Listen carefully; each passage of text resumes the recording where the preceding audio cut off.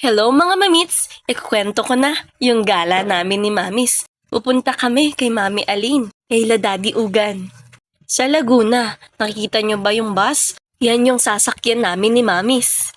Ang daming tao sa harapan. O sige, artista muna kayo.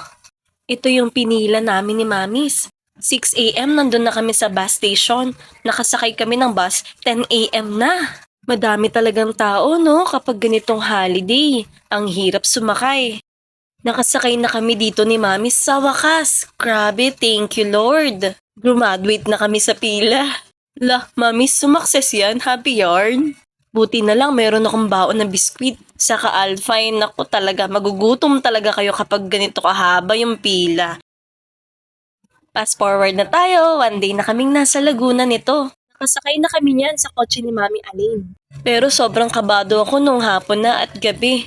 Iba na kasi yung pakiramdam ni Mamis, napagod ata sa biyahe. Sobrang na-appreciate ko yung pag-aalaga ni Mami Aline at ni Daddy Ugan. Talagang kabado sila kay Mamis eh. Actually kahit ako natatakot na nga din ako eh. Buti na lang kumalma-kalma na.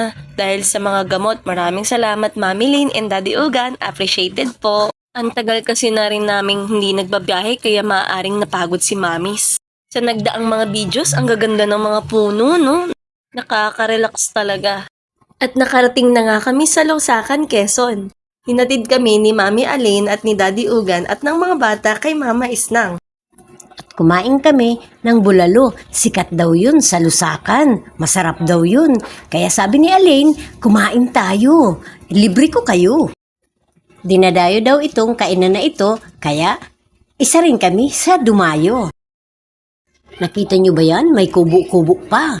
Pwede din dyan magsalo-salo, yun nga lang marami kami kaya hindi kami kasya dyan.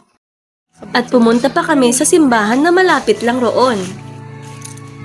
At naabutan namin ang oras na pagbimisa. At marami ring nagsisimba katulad namin ni Mamis. First time namin pumunta dito sa simbahan na ito.